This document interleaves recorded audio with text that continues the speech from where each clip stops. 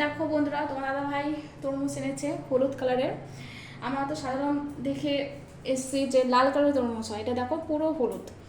আর খেতেও না অসাধারণ টেস্ট, মানে লালটা যেমন মিষ্টি ঠিক আছে, কিন্তু এর লালটা থেকে এটা দ্বিগুণ মিষ্টি।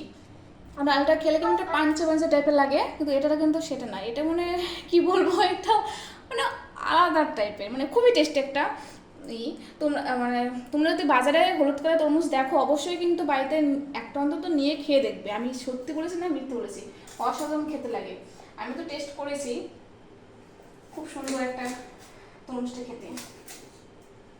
তো আমি এখন নিচে বৌদি ঘরে দিয়ে আসবো 4 পিস।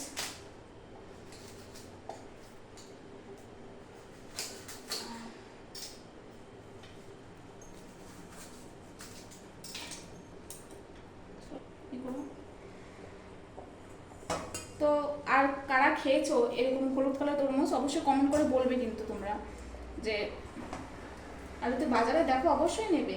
লালটাও ভালো, কিন্তু লালটা থেকে হলুদটা বেশি খেতে ভালো। তো একবার অন্তত আমার কথাটা শুনে বাজারে হলুদ কালার তরমুজ দেখলে অবশ্যই কিন্তু একটা নিয়ে খেয়ে দেখবে, তারপরে আমাকে কমেন্ট করে বলবে হ্যাঁ দিদি ভাই সত্যি খেতে অসাধারণ। খারাপ কিন্তু কেউ বলবে না। ঠিক আছে, আমি এবার নিচে ঘরে দিয়ে আসি বৌদিকে। হুম।